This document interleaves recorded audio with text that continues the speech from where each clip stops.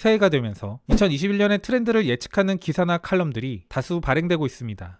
그런데 올해처럼 세계 트렌드 이야기에서 우리가 많이 나온 적이 있나 싶습니다. 오늘은 이러한 종류의 칼럼들 중 특히 우리 청년 세대를 주목한 것을 가져와 봤습니다. 독일과 영국에 기반을 두고 있는 청년 패션 전문지이자 마케팅 대행사의 칼럼으로 그 제목은 이것이 21년 한국 청년 문화를 형성하는 추세다. 잡지의 정체성답게 패션에 대한 이야기를 소재로 삼고 일부는 상업적 관점에서 접근하는 모습도 보여주는 칼럼인데요.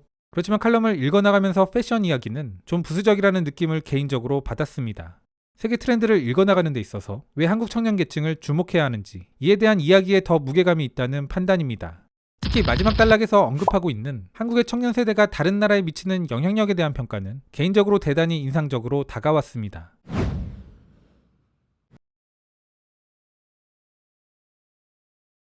한국은 의심할 여지 없는 패션, 음악, 엔터테인먼트, 기술 및 소비자 문화의 여러 측면에 있어서 가장 주목할 만한 국가다. 창의적 혁신의 중심지인 한국은 글로벌한 임팩트를 몇 번이고 세계를 향해 보여줬다. 그런데 그 힘은 이제 막 추진력을 얻기 시작한 것에 불과하다. 이들은 계속해서 더 강해질 것이다. 한국의 무한한 문화적 힘과 그 세계적 영향력의 촉매제는 다음의 것을 갈망하고 끊임없이 창조하며 소비할 준비가 되어 있는 한국의 활기찬 청년 세대다. 그렇다면 2021년 한국 청년들의 트렌드에는 무엇이 있을까? 한국을 주시하면 성공의 핵심 포인트를 짚을 수 있을 것이다. 그 첫 번째는 바로 의심할 여지 없이 분명한 언택트와 온택트 트렌드. 코로나는 한국에서 언택트 마케팅의 개념을 가속화했다. 2017년 서울대 연구팀이 만든 언택트라는 용어는 인간의 상호작용 없이 제공되는 제품과 서비스를 의미한다. 인공지능, 로봇, 인터넷 및 기타 형태의 기술이 대면 활동들을 대체한다. 대유행은 또한 한국에서 온택트 또는 온라인 접촉의 증가를 촉발했다. 이는 화상회의 및 가상 판매 지원을 통해 온라인으로 대면하는 것을 의미한다. 한국에 본사를 둔 패션 판매 대행사인 아이디얼 피플의 리처드 천 대표는 말한다. 브랜드가 한국에서 경쟁력을 갖기 위해서는 지금과 같은 대유행 기간이 꼭 아니더라도 그 이후에도 가상의 환경에서 사용할 수 있어야 합니다.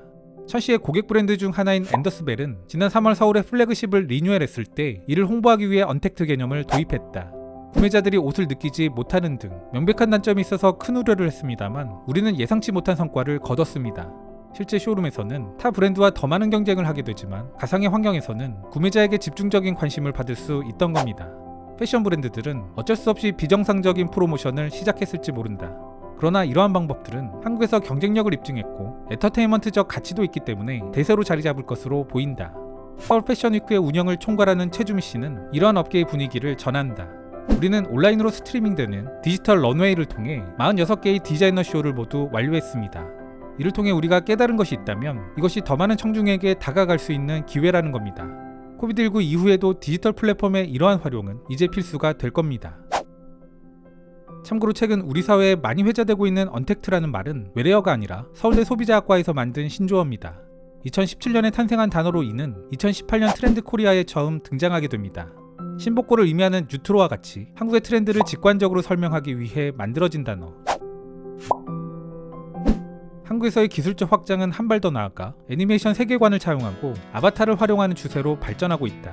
실제로 K-팝 및 K-패션 산업에서는 보편화의 과정을 밟고 있다. 2018년 말 리그 오브 레전드는 특별한 K-팝 그룹을 발표했다. 이 그룹은 실제하지 않은 아바타로 구성된 K-팝 그룹. 한국 걸그룹 에스파의 경우 디지털 버전인 아바타와 함께 데뷔했다. 나이키 코리아의 크리에이티브 컨설팅을 담당하고 있는 이진복 씨는 말한다. 브랜드 홍보를 위한 새로운 방법을 논의하고 있었습니다. 사람의 3D 스캐닝 시도는 상대적으로 이질적인 개념이었지만 그 결과는 매우 독특하고 멋졌다고 생각합니다. 이런 디지털화된 페르소나는 곧 유명인에서 소비자 쪽으로 넘어갈 것이다. 지금까지 아바타가 뮤지션 및 브랜드들이 사용했다면 2021년에는 AR 및 VR 기술의 발전으로 인해 일반인들이 본격적으로 사용할 수 있을 것으로 보인다. 이는 실제로 구매하기 전 개인화된 아바타를 사용해 온라인에서 옷을 입어볼 수 있는 식으로 활용되는 것이다. 실제로 많은 뷰티 브랜드들은 이미 얼굴 인식 기술을 사용해 쇼핑객이 온라인상에서 제품을 사용해볼 수 있도록 하고 있다. 기술과 소셜미디어에 의해 주도되는 개인화는 또한 한국 젊은이들 속에 내재되어 있던 더 많은 독창성을 이끌어내고 있다. 한때 동질적인 문화로 알려졌던 한국인들은 잊어라. 그들은 이제 눈에 띄고 독특해지려는 욕구에 따라 색다른 스타일을 선호하고 있다. 실제로 몇몇 브랜드들은 기발하고 아방가르드한 디자인으로 한국에서 성공함으로써 이러한 트렌드를 입증했다. IG 매거진 대표 박진표 씨는 말한다. Z세대 친구들은 우리 밀레니얼 세대보다 더 대담하다고 생각합니다. 박 씨는 한국 인스타그램 스타에서 패션 모델로 변신한 민 씨를 언급하며 말한다. 이런 한국 신세대들의 대담성은 극히 생동감 있고 대담한 모습으로 나오는 그와 같은 젊은 소셜 미디어 스타들의 인기로도 알 수 있습니다. 요즘 한국 청년들에게 반향을 불러일으키는 것은 패셔너블한 스타들만이 아니라 독창성, 예상치 못한 것, 유머다. 한국 청년들은 새롭고 독창적인 스타일을 찾아나가면서 자신들의 문화적 뿌리에도 관심을 갖게 됐다. 한국의 오래된 전통 의상인 한복을 재발견하고 있는 것. 한복은 최근 몇 년 동안 한국의 패션 및 음악 산업에서 새로운 빛을 보게 됐다. 그 대열에는 세계적 스타인 방탄소년단과 블랙핑크도 있다. 지난 10월 뉴욕타임즈는 블랙핑크의 뮤직비디오에 등장한 그녀들의 한복에 대해 100년 된 스타일의 업데이트라고 특히 강조했다. 최근까지도 한복은 일반적으로 특별한 경우에만 입는 특별한 형태의 드레스로 간주됐었다. 전 세계적으로 널리 알려지고 입기도 하는 일본의 기모노와 비교할 때 현대의 일상복으로는 결코 수용되지 않았었다. 그러나 트렌드는 변화하고 있다.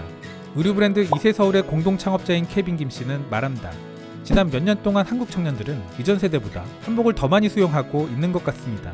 그리고 세계의 많은 사람들이 한국 패션이 무엇을 의미하는지 알아내려고 애쓰면서 한국 고유의 것에 대한 인식도 서서히 변화하고 있습니다. 한국 시장은 항상 영감을 얻기 위해 바깥쪽을 바라보곤 했습니다. 그러나 이제 새로운 것을 창조하기 위해 우리 내부의 문화에 더 많이 집중하는 트렌드로 바뀌고 있습니다. 이세의 또 다른 창업자인 테렌스 김 씨도 이에 동의한다. 2015년 이래 저는 한복에서 영감을 얻은 작품들을 다수 만들어 왔지만 예전에는 오히려 해외 소비자들에게 더 인기가 있었습니다. 하지만 이제는 지난 2년 동안 이러한 한복 스타일의 판매가 한국 내에서 지속적으로 증가하는 것을 목격하게 됩니다. 릴체리 앤 골드부다, CL, 태민 등 K-POP 스타들이 최전선에서 한복을 멋지게 선보이면서 한국인들은 자신의 정체성과 자부심을 표현하기 위해 전통 의상을 더 쉽게 받아들이고 있다. 테렌스 씨는 말한다. 현대화된 한복 디자인은 계속 성장할 것으로 생각합니다. 현재 다른 한국 브랜드들도 한국 스타일에서 영감을 받은 작품을 더 많이 만들기 위해 저희에게 연락하고 있습니다. 우리는 새로운 것을 만들어 더 많은 사람들에게 다가갈 수 있게 되어 기쁩니다. 요즘 한복이나 김치가 등장하는 기사들을 소개하다 보면 중국이 가장 먼저 떠오릅니다. 많은 분들이 저와 같지 않을까 라고 저는 생각하는데요. 개인적으로는 여러 곳에서 짚고 있는 역사적 종속을 통한 정치적 노림수 이런 정도까지는 아직 잘 판단이 서지는 않습니다. 다만 분명해 보이는 것 한 가지는 김치도 그렇고 한복도 그렇고 세계적인 주목을 받게 되자 중국이 욕심을 낸다는 것. 그런데 한편으로는 기사도 짚고 있다시피 결국 이런 최근 한복에 대한 재발견은 우리 스스로가 우리 내부를 집중하면서 탄생한 것이 아닐까 싶습니다. 한국인이라는 정체성을 지닌 채 다양성이 허용되는 사회 분위기 속에서 개성을 추구하면서 재창조되고 있는 것. 이것이 지금의 한복이 아닐까. 어이없는 주장을 전체주의적 형태로 표출하는 것이 매우 짜증이 나기도 하지만 이 때문에 한편으로는 중국이 자신의 문화적 발전에 오히려 해가 되는 정말 의미 없는 자의적 행위를 하고 있다는 생각도 하게 됩니다. 한국 청년들의 무한한 아이디어와 디자인, 잠재력은 앞으로 계속해서 글로벌 문화에 스며들 것이다. 한국인에 대한 정의, 이에 대한 끊임없는 진화의 모습을 보여주고 있는 한국 청년들. 그들이 만들어내고 있는 한국 전통과 현대의 새로운 조합은 대담하고 독창적인 창작물이 되어 세계에 제공될 것이다. 그리고 이러한 것들은 결국 세계에서 한국의 자리를 확고하게 다지는 역할도 하게 될 것이다. 한국 청년들은 지역적으로 활동하면서도 이를 넘어 전 세계 커뮤니티와도 연결되고 있다. 크리에이티브 컨설턴트 KB 리 씨는 말한다. 이제 소셜미디어 덕분에 모든 것이 연결되었습니다. 한국인들은 자신이 멋지다고 생각하는 것에 관심이 있을 뿐만 아니라 전 세계적으로 유행하는 것에도 적극적으로 참여하고 싶어 합니다. 확실한 것은 요즘은 모두가 한국에 대해 이야기하고 있다는 것이다. 루이비통, 샤넬, 프라다, 지방시와 같은 브랜드들은 한국 시장에 대해 끊임없이 질문하고 있다. 한국과 그 대중문화는 중국, 일본, 인도, 태국 및 베트남과 같은 큰 아시아 시장들의 트렌드들을 좌지우지한다. 이들 국가의 젊은이들은 소셜미디어를 통해 한국 청년들의 영향을 지대하게 받고 있는 것. 이는 결국 글로벌 브랜드와 아티스트들이 그 어떤 곳보다도 한국에서 확고한 입지를 확보하는 것이 매우 중요하다는 것을 의미한다. 해외 주요 트렌드를 찾아가며 세상의 흐름을 예측하던 게 우리의 얼마 전 모습. 이제는 우리 자체가 트렌드가 되는 조금은 이상한 시대인 것도 같습니다. 한편으로는 우리 사회가 빠르게 쫓아가는 패스트 팔로워에서 창의적인 퍼스트 무브로서의 준비가 얼마나 되어 있을까 라는 의문도 한편으론 듭니다.